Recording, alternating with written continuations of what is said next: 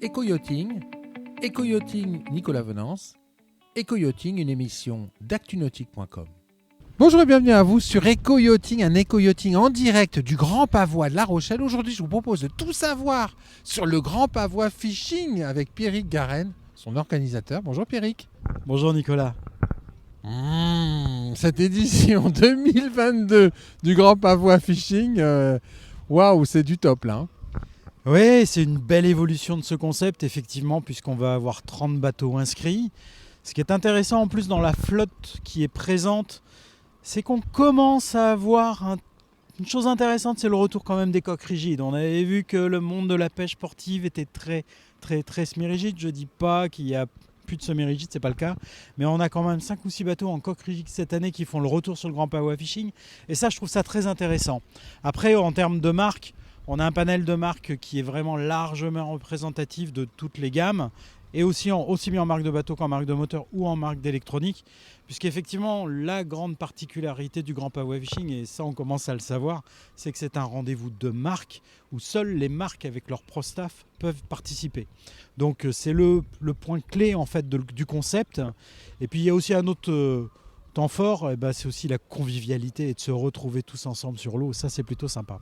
C'est plutôt sympa, c'est sur le Grand Pavois, donc c'est forcément convivial quand même.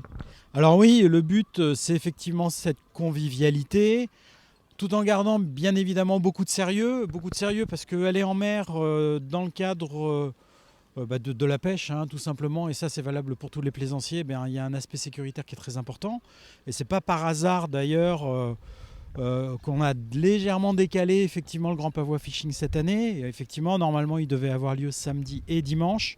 Samedi, on annonce le passage d'un front sur La Rochelle. Donc on a décidé de décaler la première manche du Grand Pavois Fishing à vendredi matin et la seconde manche à dimanche matin. Et il a suffi de lancer, non pas l'idée, mais oui, la proposition de décaler cette manche pour voir que toutes les marques et tous les teams inscrits ont tout de suite dit oui, on veut aller sur l'eau et on veut montrer ce que nos bateaux sont capables de faire. Et oui, parce que dans l'univers de la compétition de pêche, le Grand Pavois Fishing, c'est un événement qui est unique en son genre. Oui, c'est un événement qui est unique parce que l'idée, c'est effectivement de promouvoir les bateaux, promouvoir les équipements, promouvoir les moteurs, promouvoir aussi la sécurité autour de toute la pêche sportive. Et on sait qu'il y en a de plus en plus. On sait aussi que les pratiques évoluent. Aujourd'hui, on sait que la pêche au thon est devenue très tendance et demande bien évidemment d'avoir un bateau fiable, très fiable, puisqu'on s'éloigne des côtes, des bateaux propres, je veux dire en termes de rangement. Du offshore. Voilà, on fait du offshore, donc avec de l'électronique embarquée de qualité. Et donc tout ce dispositif de sécurité, on est loin des côtes, donc prédominant. Et ça, pour nous, c'est important. Et le fait d'avoir ce Grand Pavois Fishing et cette présence de marque, ça permet aussi de mettre en avant toutes ces qualités à la fois nautiques et de sécurité. Et c'est pas par hasard si on a aussi déplacé ce Grand Pavois Fishing en le décalant d'une journée. C'est aussi pour montrer qu'il faut savoir s'adapter à la mer. Les marins ne sont pas des casse-cous, les marins sont des gens responsables, doivent être responsables, et ça part aussi de nous en tant qu'organisateurs, donc de prendre conscience de ne pas envoyer les gens sur l'eau n'importe comment et à n'importe quel moment. Et ça, pour nous, c'est important, et je crois que ça fait partie aussi de ce que tu disais, c'est-à-dire cette fameuse convivialité, cette fameuse proximité, cette fameuse passion qui nous anime tous. Voilà, qui est un des beaux temps forts de ce Grand Pavois. Alors, quels seront les spots de navigation et de pêche cette année ? Ah, c'est une bonne question, et ça, c'est assez secret, Nicolas, tu le sais. Oui, mais je peux toujours tenter de poser la question, parce que sur un malentendu, on pourrait avoir un scoop. Alors non, il y a pas, franchement, très honnêtement, il ne va pas y avoir de scoop là, parce que on est dans un flux dépressionnaire. On sait tous que les flux dépressionnaires, ça vient du sud-ouest. Donc on sait tous que ça génère de la houle d'ouest. Et que nous sommes donc bien calés entre deux formidables îles que sont Oléron et l'île de Ré. Et que la houle d'ouest entre bien jusqu'au fond. Jusqu'au fond. Donc voilà. Et comme tout organisateur se doit d'avoir, nous avons une zone de repli. La zone de repli bien protégée de la houle. Voilà, une zone de repli potentiellement mieux protégée, on va dire, de la houle.